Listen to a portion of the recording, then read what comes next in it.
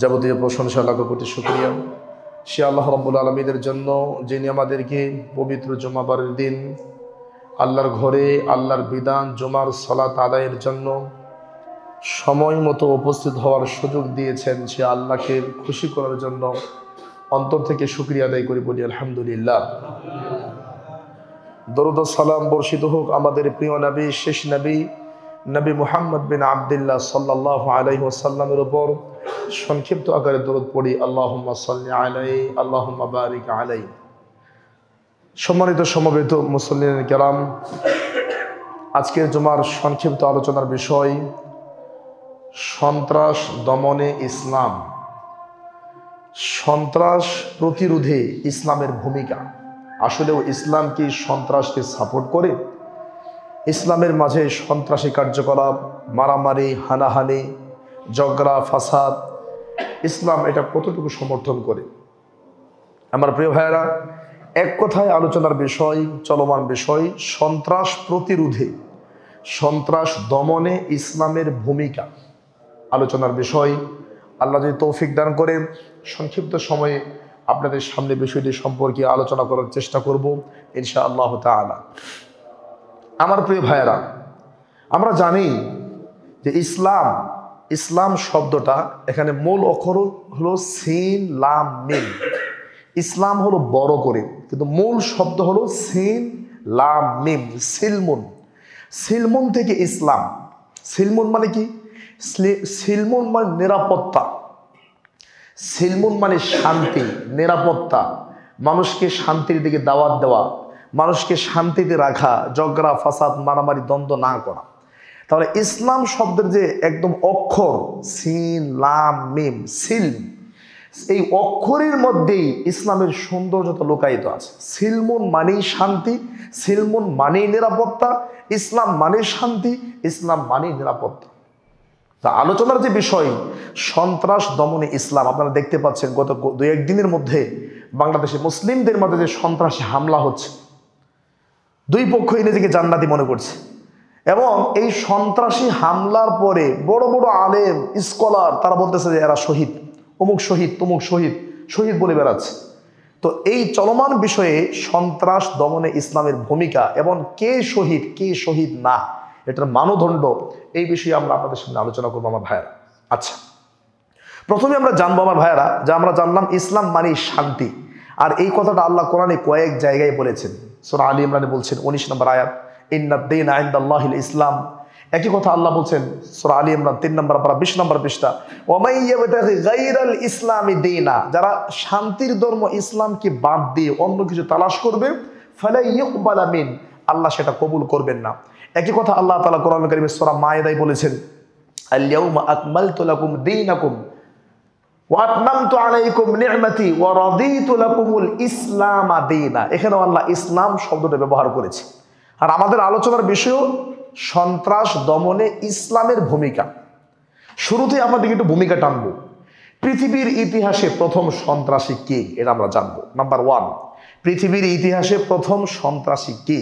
2, সন্ত্রাস কাকে বলে। 3, সন্ত্রাস কত প্রকার। 4, যুগে যুগে যারা সন্ত্রাসী ছিল ইসলাম তাদেরকে কিভাবে দমন করেছে। নাম্বার 5, শান্তির ধর্মে ইসলামের ভূমিকা কেমন। এই 5টা বিষয়। তাহলে ভালো করে খেয়াল করেন। 1, সন্ত্রাস কাকে বলে। কারণ টঙ্গীর মাঠে যারা মারামারি করছে, দ্বন্দ্ব করছে, ঝগড়া করছে, হাতাহাতি করছে, রক্তাক্ত করছে, দেশের পরিবেশকে যারা নোংরা করতেছে, একদম বলছে না এরা সন্ত্রাসী, আর একদম বলছে না তারা সন্ত্রাসী। আসলেও সন্ত্রাস কাকে বলে এটা আমাদের জানতে হবে।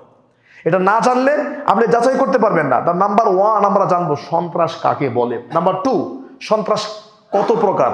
নাম্বার 3, পৃথিবীর ইতিহাসে প্রথম সন্ত্রাসী কে বা কারা। নাম্বার 4, ইসলামে এই সন্ত্রাসীদের কিভাবে দমন করা হয়েছে। এবং নাম্বার 6 নম্বর বিষয় আমরা বলবো যে ইসলাম শান্তিপ্রিয়, ইসলামের সাথে সন্ত্রাসের সম্পর্ক কেমন হবে। এবং শেষে আমরা জানবো আমার ভাইয়েরা, শীতকালীন সময় একটি গুরুত্বপূর্ণ মাসআলা তায়াম্মুম সম্পর্কে আমরা একটু কথা বলবো। আমার প্রিয় ভাইয়েরা, এই 5 থেকে 6টা পয়েন্টের উপর আজকের খুতবা শেষ করবো ইনশাআল্লাহ। তাহলে চলেন সময় নষ্ট না করে আসলে যাই। সন্ত্রাস কাকে বলে, যাতে আপনি ফিতনায় পড়ে না যান। কারণ বড় আলেম মুফতি হেফাজতে ইসলামের মহাসচিব উনি বলতেছে যে অমুক সন্ত্রাস, আর তাবলিগ জামাতের আরেক বলছে অমুক সন্ত্রাস। তা আসলে সন্ত্রাস কাকে বলে আমাদের জানতে হবে।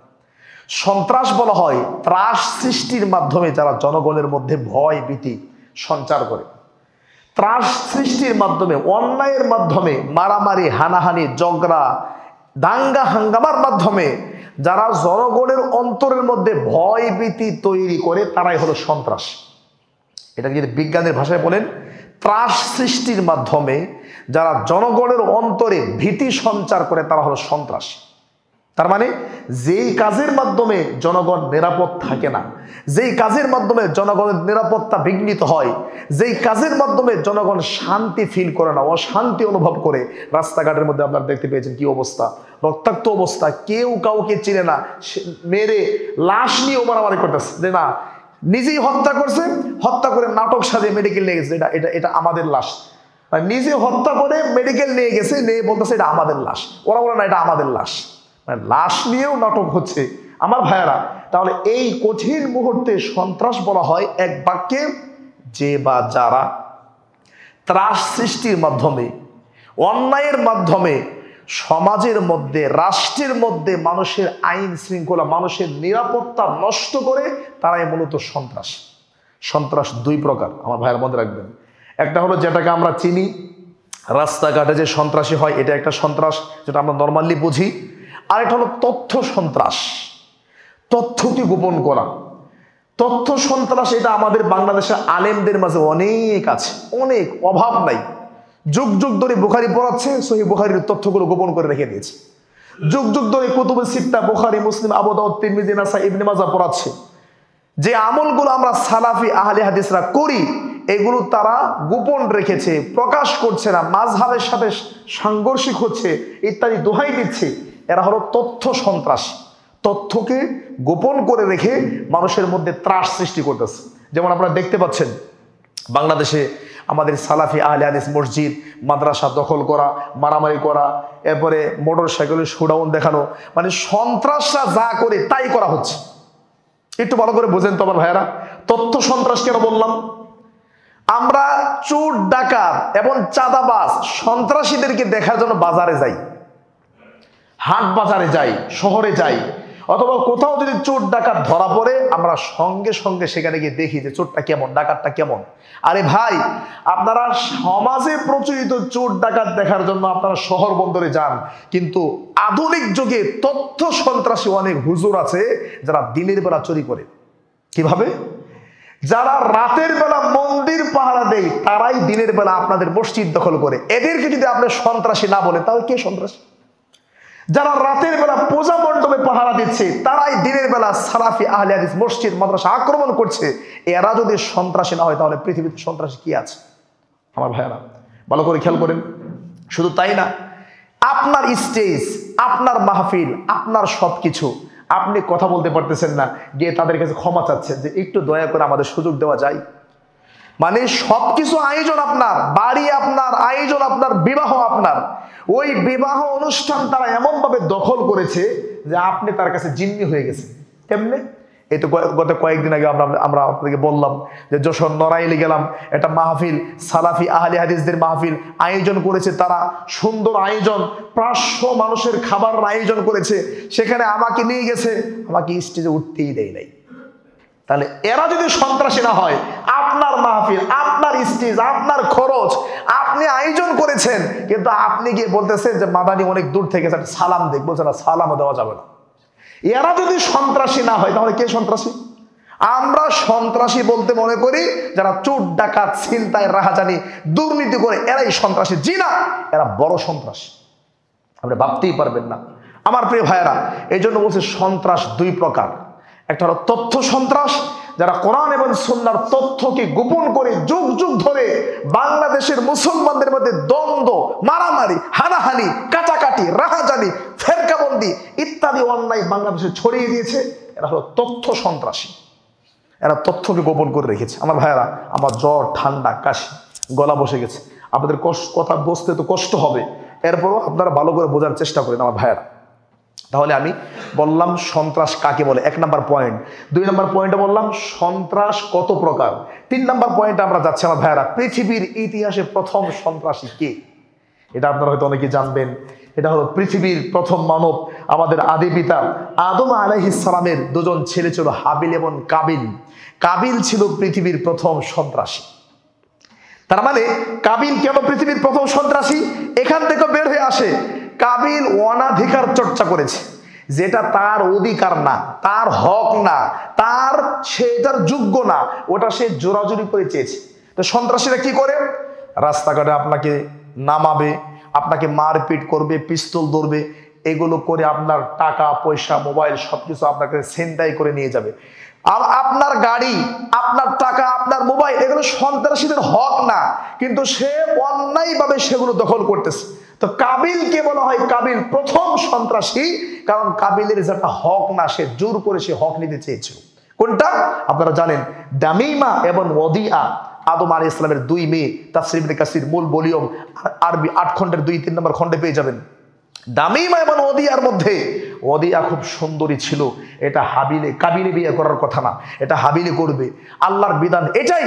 কিন্তু কাবিল বলছে না, হিয়া উখতি, সে আমার বোন, উলিদাত মাই, সে আমার সাথে জন্মগ্রহণ করছে, আমি তাকে বিবাহ করব, এটা আল্লাহর বিধান না।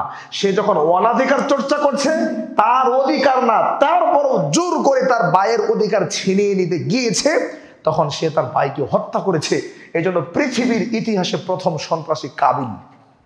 দলিল কোরআন কারীম পারা নম্বর 6 পৃষ্ঠা নম্বর 11 সূরা মায়েদা 27 থেকে 29 নম্বর আয়াত।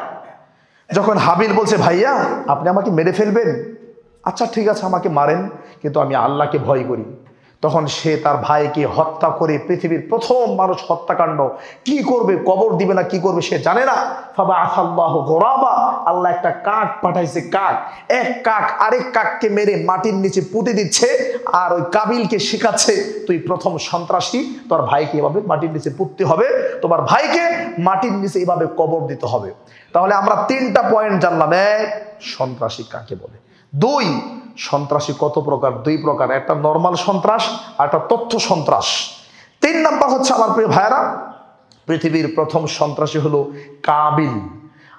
আর যত অন্যায়, যত সন্ত্রাসীরা সন্ত্রাসী কার্যকলাপ করবে, এর পাপের একটা অংশ কাবিলের কাছে যাবে। কাবিল যে কতদিন জাহান্নামে থাকবে, কতদিন মানে চিরস্থায়ী জাহান্নামে কাবিল।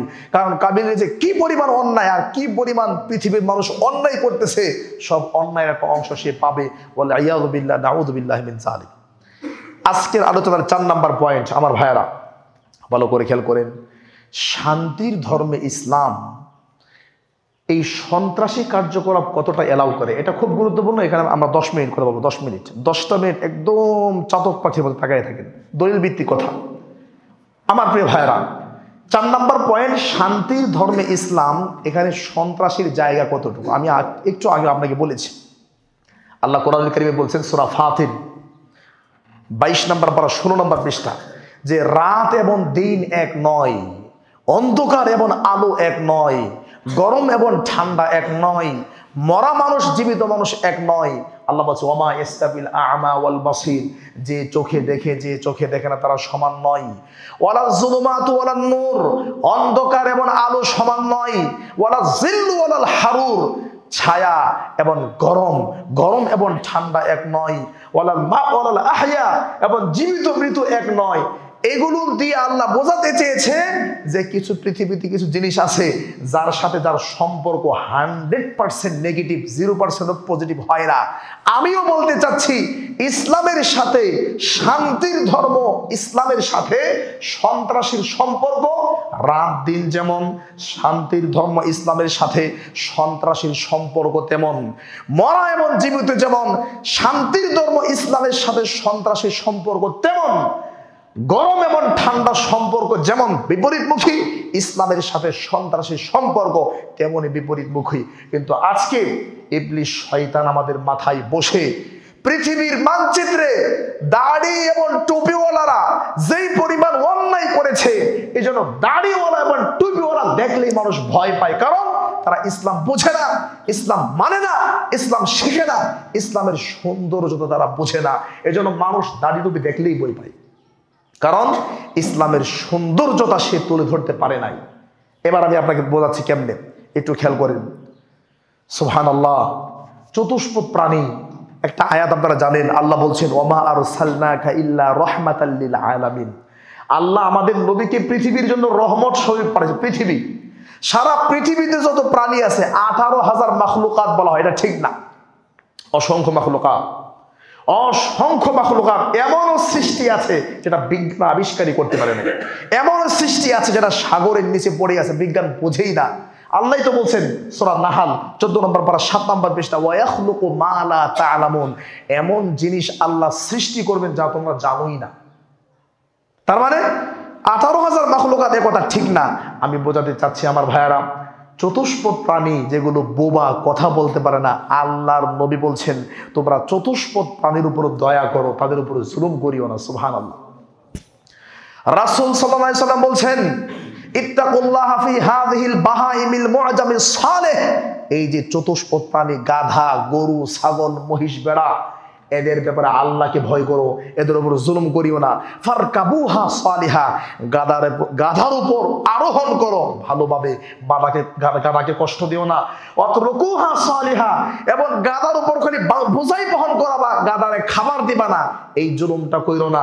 গাধার উপর জুলুম করলে তোমাকে জাহান্নামে যেতে হবে। তাহলে মানুষের উপর জুলুম করলে কি হবে আপনি চিন্তা করেন। 1 নাম্বার হাদিস। নাম্বার 2, ভালো করে খেয়াল করেন, আমরা 10টা মিনিট খেয়াল করতে হবে, তাহলে বুঝবেন ইসলাম কি। নাম্বার 2, আমার ভাইরা, গরু, ছাগল, মহিষ, বেড়া এগুলো জবাই করে খেতে হবে। জবাই করে কেন খেতে হবে? মেডিকেল সায়েন্স বলছে, আল্লাহর আয়াতের সাথে মিল আছে। সূরা মাইদার 5 এবং 6 নম্বর আয়াত। কি? জবাইয়ের মাধ্যমে যে রক্তটা বের হয় এটা বিষাক্ত রক্ত। জবাই না করলে আমাদের মসজিদের 3 তলা থেকে ধাক্কা দিয়ে ফেলায় যদি মেরে ফেলেন, মরিতে গেছে, আত্মা গেছে, খাওয়া যাবে? জি না, খাওয়া যাবে না, কারণ বিষাক্ত রক্তটা বের হয় নাই। এই জন্য ওই প্রাণী খাওয়া যাবে না। তাহলে আমি বোঝাতে চাচ্ছি চতুষ্পদ প্রাণীকে জবাই করে খেতে হবে, এটা আল্লাহর বিধান। যদিও ইন্ডিয়ার হিন্দুরা এটাকে প্রতিবাদ জানাচ্ছে, আমাদের মা রে জবাই করতেছে, বাপরে দেবীরে জবাই করে। জি না, জবাই করেই খেতে হবে। জবাই করে না খেলে ওটা বিষাক্ত প্রাণী, আপনার শরীরের জন্য ক্ষতিকর হয়ে যাবে। আমি যেটা বলতে চাচ্ছি, সুবহানাল্লাহ, যেই আল্লাহ জবাই করার অনুমতি দিয়েছেন তিনি বলছেন পৃথিবীর মানুষ, ইন্নাল্লাহ কাতাবা আলাইকুমুল ইহসান, দয়া করা তোমাদের জন্য আল্লাহ ফরজ করে দিয়েছেন। ফাইদা কাতালতুম ফাহসিনুল কিতলা, যখন কাউরে মারো, মারার ক্ষেত্রেও দয়া করে মারো। যেমন ইসলামের বিধান কি? আপনার বাবাকে আমি হত্যা করেছি, আমাকে হত্যা করতে হবে। তা আমাকে হত্যা করবে জল্লাতে, বুতা দাও বা ছুরি দিয়ে আমাকে মারবে না, এমন একটা দাও বা ছুরি নিবে যে দিলেই আমার কল্লা পড়ে যাবে, যাতে আমার কষ্ট না হয়। ইসলামের বিধান কায়েম করবেন, কষ্ট দিয়ে না। সুবহানাল্লাহ। এই ক্ষেত্রে আল্লাহর রাসূল বলছেন চতুষ্পদ প্রাণী জবাই করার সময় ভূতা, যেই দাও চলে না, যেই চাকু চলে না, ধারালো না, ধারহীন, জং ধরা, এরকম কোনো চাকু দিয়ে কাটা যাবে না, কারণ ধারালো চাকু দিয়ে কাটতে হবে, কারণ তার উপর দয়া করো। যদি জবাই করার সময় ব্লেড দিয়ে জবাই করো, বুতা দাও বা ছুরি দিয়ে তোমরা জবাই করো, তাহলে জেনে রাখো তুমি এই চতুষ্পদ প্রাণীর উপর তুমি জুলুম করেছো, আল্লাহর কাছে তুমি জালেম। দেখেন ইসলামের সৌন্দর্যতা দেখেন। আমি আপনাকে ইসলামের সৌন্দর্যতা দেখাচ্ছি, সন্ত্রাসী তো দূরের কথা। নাম্বার 3, আমার প্রিয় ভাইরা, এটা আপনারা পাবেন তিরমিজির হাদিস 1395 নম্বর হাদিস। রাসূলুল্লাহ সাল্লাল্লাহু আলাইহি ওয়াসাল্লাম বলেছেন, ভালো করে খেয়াল করেন, লা জাওয়ালুদ দুনিয়া আহওয়ানু আলাল্লাহ মিন কাতলি রাজুলিন মুসলিম। একটা মুসলমানের জীবনের মূল্য আর সারা পৃথিবী ধ্বংস হয়ে যাওয়া, সারা পৃথিবীর মূল্য আল্লাহর কাছে সারা পৃথিবীর চেয়ে মুসলমানের জীবনের মূল্য বেশি। তিরমিজি 1395 নম্বর হাদিস। একজন মুসলমান একদম খেটে খাওয়া ভ্যান চালক, রিক্সাওয়ালা, দেখতে আফ্রিকান কালা মানুষ, যার কোনো দামই নাই সমাজে, এর জীবনটার মূল্য সারা পৃথিবীর চেয়ে বেশি আল্লাহর কাছে। দেখেন সন্ত্রাসী কেমনে করবেন। এরপরে তিরমিজি 1398 নম্বর হাদিস। রাসূলুল্লাহ সাল্লাল্লাহু আলাইহি ওয়াসাল্লাম বলছেন, লাউ আন্না আহলাস সামাই ওয়াল আরদ, যারা পৃথিবীতে আছে, যারা আকাশে আছে, কারা? ফেরেশতা, অসংখ্য ফেরেশতা। তিরমিজি 2312 নম্বর হাদিস। অসংখ্য ফেরেশতা আকাশে আছে যারা আল্লাহকে সিজদা দিয়েছে, 4টা আঙ্গুল রাখার জায়গা ফাঁকা নাই আকাশে, খালি ফেরেশতা আর ফেরেশতা। তা আল্লাহ বলতেছে আকাশে যারা আছে এরা সবাই মিলে, জমিনে যারা আছে, জমিনে যেমন এখন প্রায় 800 কোটি মানুষ আছে, 800 কোটি বা 800 কোটির বেশি মানুষ বর্তমান পৃথিবীতে আছে, 800 কোটি মানুষ মিলে অন্যায়ভাবে একটা মানুষকে যদি কেউ জবাই করে, হত্যা করে, আল্লাহ এই 800 কোটি মানুষকে একটা মানুষের কারণে জাহান্নামে দিবেন। কথা মনে বুঝেন না আপনারা? তিরমিজির 1398 নম্বর হাদিস, আল্লাহর নবী বলছেন, একটা মানুষকে যদি সারা পৃথিবীর সবাই মিলে মারে, হয়তো বলবো এটা কেমনে সম্ভব, কেমনে ধরবে? আর মারছে 2 জনে, কিন্তু সবাই এই মায়ের প্রতি সন্তুষ্ট আছে না? ঠিকই আছে, মারি দেওয়া ঠিকই আছে। এটাই হলো অন্তরের সাপোর্ট। এরকম ভাবে কেউ যদি মারে, একটা মানুষের কারণে সারা পৃথিবীর সব মানুষকে আল্লাহ জাহান্নামে দিবেন। ইসলামের সৌন্দর্য তো আপনাকে দেখাচ্ছি। আপনি কিভাবে ইসলামকে সন্ত্রাসী বলবেন? চতুষ্পদ প্রাণীর উপর দয়া করতে বলা হয়েছে, জবাই করবেন সেখানে দয়া করতে বলা হয়েছে। একটা মুসলমানের জীবন সারা পৃথিবীর সবকিছুর চেয়ে দামি। একজন মুসলমান, একজন মানুষকে কেউ হত্যা করলে সারা পৃথিবীর সবাই মিলে যদি হত্যা করে, সবাইকে আল্লাহ জাহান্নামে দিবে। 5 নাম্বার হাদিস, ভালো করে খেয়াল করেন আমার ভাইয়ারা। এই 5টা 7টা হাদিস বলার পরে ফিনিশিংয়ে যাব। সহিহ বুখারী 3019 নম্বর হাদিস। আল্লাহ নবী একদিন সাহাবীদেরকে, এই সাহাবীরা, জি আল্লাহ নবী, শোনো, অমুক অমুককে যদি পাও, ইন ওয়াজাতুম ফুলানা ওয়া ফুলানা, অমুক অমুককে যদি পাও, ফাহরিকুহুমা বিন্নার, একদম আগুন জ্বালায়া পোড়ায়া মেরে ফেলেন। তা আবু হুরায়রা বলছেন, সুম্মা ইযা আরাদনাল খুরুজা, আমরা যখন যুদ্ধে বের হচ্ছিলাম, তখন আল্লাহর নবী সিদ্ধান্ত পরিবর্তন করে বলে, এই শোনো, একটু আগে বলেছিলাম অমুক অমুককে বলে আগুন দিয়ে পুড়িয়ে মারবা না, ওয়া ইন্নান নারা লা ইউআযযিবু বিহা ইল্লাল্লাহ, আগুন দিয়ে আগুনের মালিক আল্লাহ শাস্তি দিবে, আমি আগুন দিয়ে শাস্তি দেওয়ার মালিক না। আমি সিদ্ধান্ত পরিবর্তন করলাম, অমুক অমুককে পারলে তরবারি দিয়ে মারবা, আগুন দিয়ে পুড়ায় মারো না। দেখেন, ইসলামে আগুন দিয়ে খেলা করা, আগুন সন্ত্রাসী করা, আগুন জ্বালানো, মানুষের বাড়ি ঘর দোকানপাট গাড়িতে আগুন দেওয়া, মানুষকে আগুন দিয়ে পোড়ানো, এই সন্ত্রাসী, এটা ইসলামে হারাম করা হয়েছে। শুধু কি তাই, আমাদের দেশে একটা সন্ত্রাসী স্লোগান আছে, আমার নেতার কিছু হলে জ্বলবে আগুন ঘরে ঘরে, আমার নেতার কিছু হলে জ্বলবে আগুন ঘরে ঘরে। এটা সন্ত্রাসী একটা স্লোগান। এই সন্ত্রাসী স্লোগান গণতন্ত্র আপনাকে দিয়েছে, এটা সহিহ বুখারীর 3019 নম্বর হাদিসের সাথে একদম অমিল। কি হাদিস? কারাসাত নামলাতুন নাবিয়্যাম মিনাল আম্বিয়া, একটা পিঁপড়া একজন নবীকে কামড় দিয়েছে। ফাআমারা বিকারিয়াতিন নামলি, নবী বলছে এই গ্রামে যত পিঁপড়া আছে সবটিকে পোড়ায়া মেরে ফেলো। ফাআওহাল্লাহু ইলাই, আল্লাহ নবীর কাছে ওহী পাঠাইছে, এই নবী, আনকারা সাতকা নামলা, আরে আপনাকে একটা পিঁপড়া কামড় দিয়েছে, আপনি মারলে একটারে মারবেন, সারা গ্রামের সব পিঁপড়াকে আপনি পুড়িয়ে মারবেন মানে? দেখেন ইসলাম কাকে বলে। আল্লাহু আকবার। পিঁপড়াকে আপনি মারবেন, 10টা পিঁপড়া মারবেন অন্যায় ভাবে, এটাও ইসলামে অন্যায় বলা হয়েছে। আল্লাহু আকবার। শুধু কি তাই আমার ভাইয়েরা, আপনারা সবাই জানেন সহিহ বুখারী 3321 নম্বর হাদিস, গফির আলী ইমরাতিন মুমেসা, একটা বেশ্যা নারীকে আল্লাহ ক্ষমা করে দিয়েছে। কেন? মাররাত বিকালবিন, পৃথিবীর সবচাইতে নিকৃষ্ট প্রাণী, নোংরা প্রাণী, হারাম প্রাণী, খারাপ প্রাণী কুকুর, কুকুরের উপর দয়া করেছে। কি দয়া করেছে? কুকুর পিপাসায় তার জীবন বের হয়ে যাচ্ছে, ওই মহিলা ফানাজাআত খুফফাহা, খুফ মানে মোজা, পায়ের মোজা খুলছে, ফাআওসাকাতহু বিখিমারিহা, খিমার মানে ওড়না, এই যে আমি যেটা পরে আছি, মহিলা এই ওড়না দিয়ে রশি বানাইছে আর মোজা দিয়ে বালতি বানাইছে, ওড়নার সাথে মোজা বেঁধে কূপ থেকে পানি তুলে একটা হারাম প্রাণী, নিকৃষ্ট প্রাণী কুকুরের জীবন বাঁচাইছে। আল্লাহ বেশ্যা নারীকে জান্নাত দিয়ে দিছে। সুবহানাল্লাহ। ইসলাম কতটা সুন্দর ধর্ম, আমি আপনাকে কিভাবে বোঝাবো, কিভাবে আপনি সন্ত্রাসী কার্যকলাপ করেন। আরেকটা হাদিস, এটা বলে ফিনিশিংয়ে যাচ্ছে। সহিহ বুখারী 2365 নম্বর হাদিস, রাসূল সাল্লাল্লাহু আলাইহি ওয়াসাল্লাম বলছেন, উযদিবাত ইমরাতুন ফি হিররাতিন, একটা মহিলাকে বিড়ালের কারণে জাহান্নামে যেতে হয়েছে। বিড়াল, কত বিড়াল তো আমাদের বাড়ির আশেপাশে আছে, একটা বিড়ালের উপর অন্যায় করার কারণে মহিলা জাহান্নামে গেছে। কি অন্যায় করেছে? রাসূল সাল্লাল্লাহু আলাইহি ওয়াসাল্লাম বলছেন, লা আনতি আতামতিহা ওয়ালা আনতি সাকাইতিহা, তুমি বিড়ালটাকে বেঁধে রেখেছো, বিড়ালকে খাবার দাও নাই, বিড়ালকে পানি দাও নাই না, এবং বিড়ালকে ছেড়েও দাও নাই, বিড়ালকে খাবার দাও নাই, বিড়ালকে পানি দাও নাই, এবং বিড়ালকে ছেড়েও দাও নাই। ছেড়ে দিলে তো পোকামাকড় খেয়ে বাঁচতো। তুমি সন্ত্রাসী, তুমি জালেম, বিড়ালকে হত্যা করার কারণে একজন মহিলা জাহান্নামে গেছে। তাহলে আমি আপনাকে কিভাবে বোঝাবো ইসলাম সন্ত্রাস কতটুকু হারাম করেছে? এই যে 8টা 10টা হাদিস আপনাকে এক বাক্যে শোনাইলাম, এবার ফিনিশিংয়ে আসেন। আমার প্রিয় ভাইরা, চতুষ্পদ প্রাণী, বোবা প্রাণী গরু, যেই গরু কথা বলতে পারে না, গরুর উপর জুলুম করলে আপনি জানেন আপনাকে জাহান্নামে যেতে হবে। গরুকে জবাই করবেন, কষ্ট দিয়ে জবাই করলে আপনি জানেন আপনাকে জাহান্নামে যেতে হবে।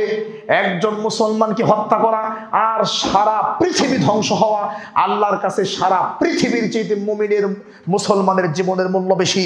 এরপরে যেটা বললাম, সারা পৃথিবীর সব মানুষ মিলে আপনাকে যদি কেউ হত্যা করে, একটা মানুষকে সবাই মিলে হত্যা করলে সবাইকে আল্লাহ জাহান্নামে দিবেন। আগুন দিয়ে পুড়িয়ে সন্ত্রাসী কার্যকলাপ করছেন। আমার ভাইয়েরা, আল্লাহ নবী রাগ করে বলছে, অমুক অমুককে পেলে যুদ্ধের ময়দানে আগুন দিয়ে পুড়িয়ে মারবা।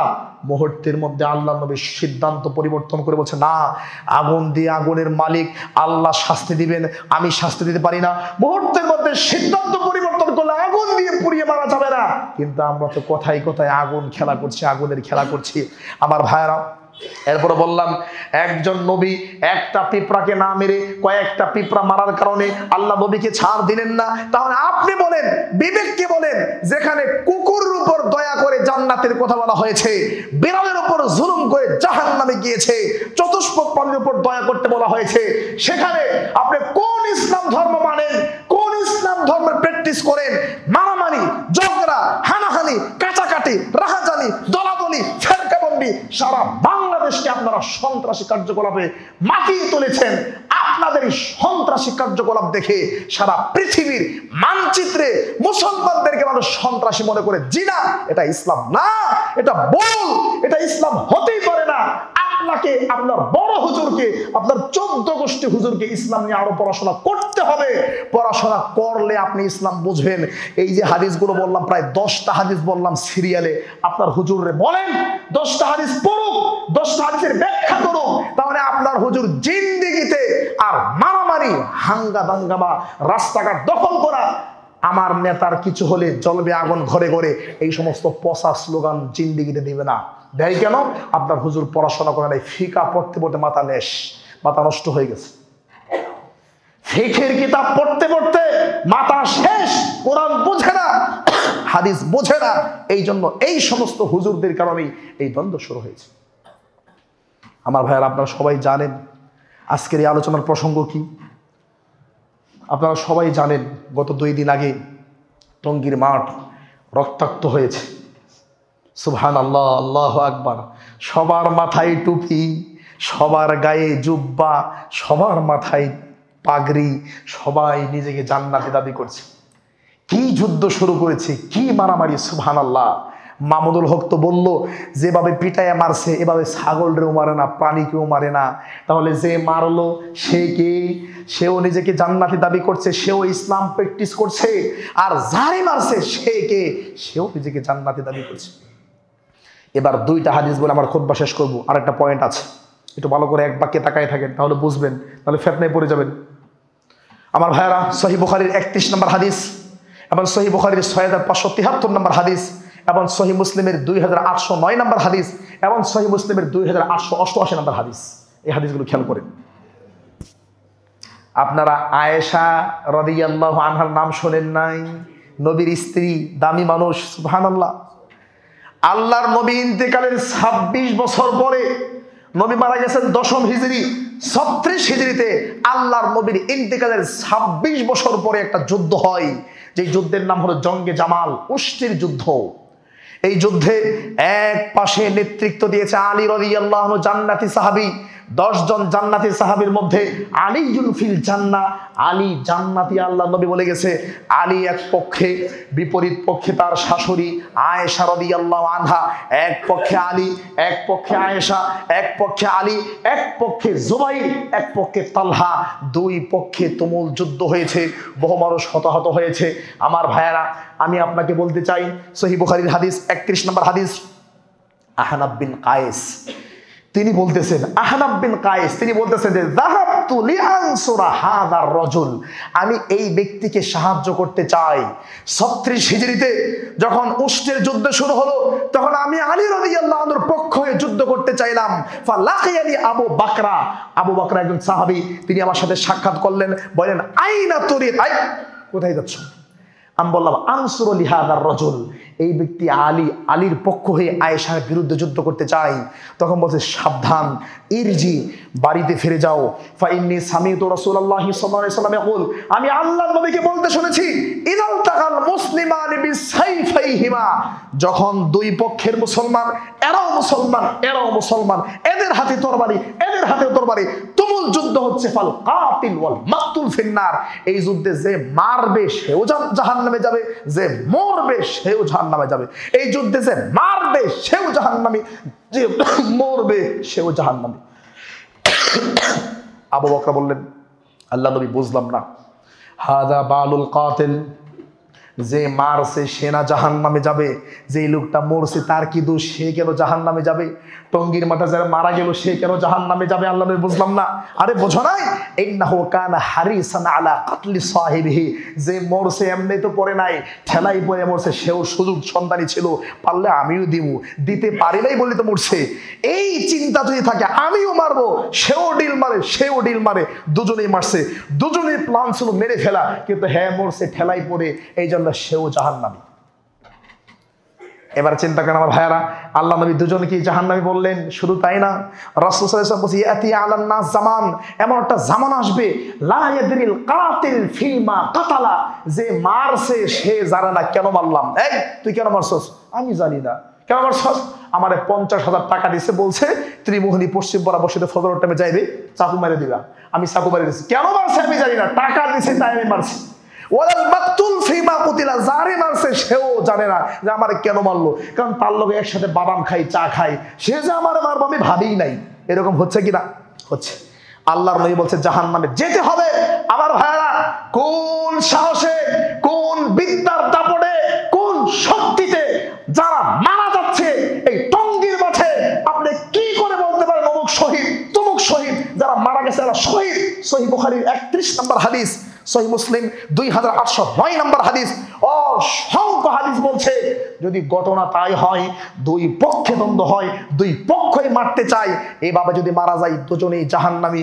আপনি শহীদ বানাই দেন, কয়দিন পর আপনি কুত্তারও শহীদ করবেন, ছাগলেরও শহীদ করবেন, যারে মন চায় তারই শহীদ বানাবেন। জি না, এটার নাম ইসলাম না। ইসলাম নিয়ে পড়াশোনা করেন, গবেষণা করেন, তারপর আপনি শহীদ বলেন।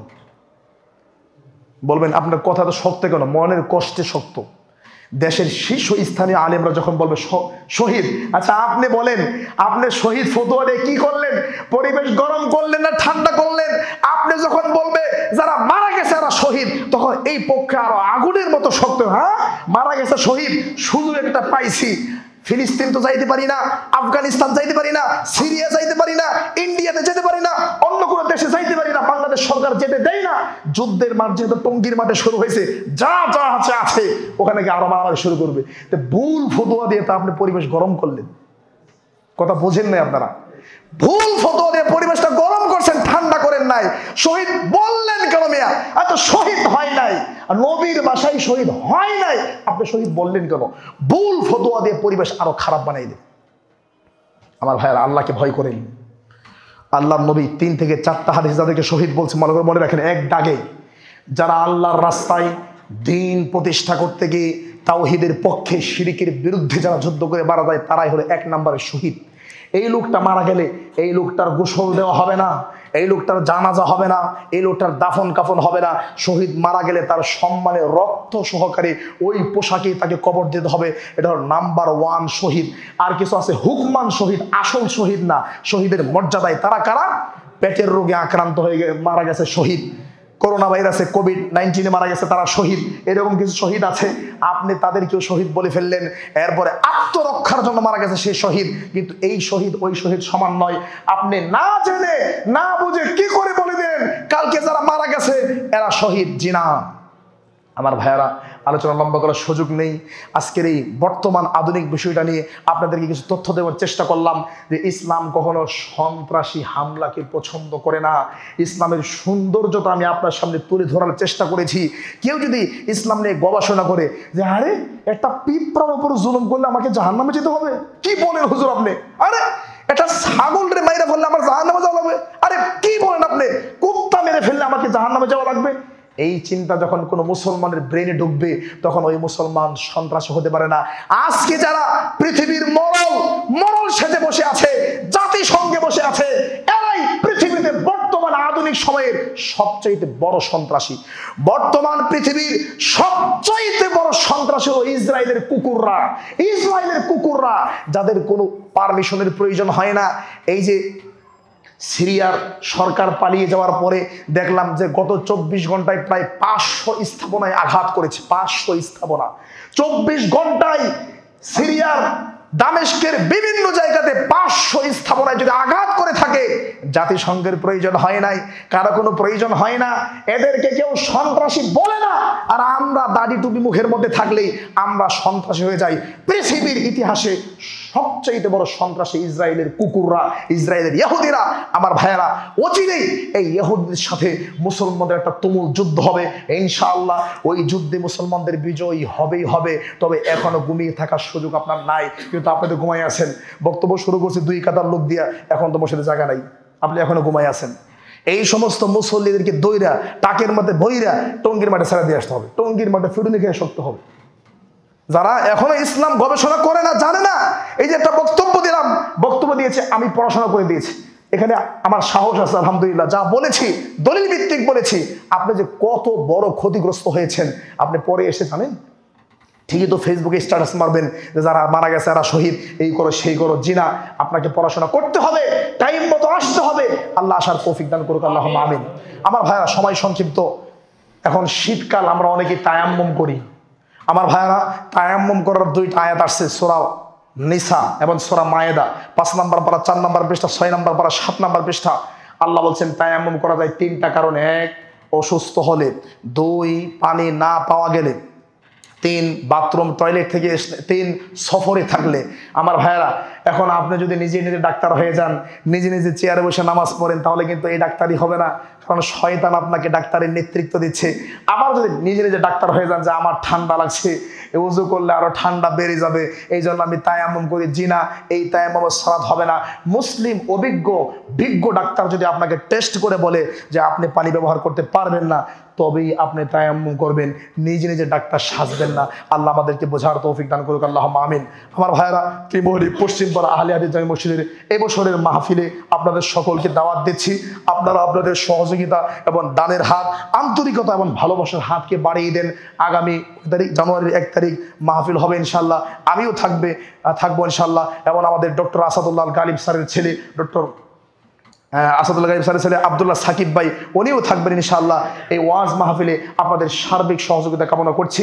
আসবেন, বসবেন, দিন সম্পর্কে জানবেন, সাহায্য করবেন। আল্লাহ আমাদের সকলকে সেই তৌফিক দান করুক, আল্লাহুম্মা আমিন।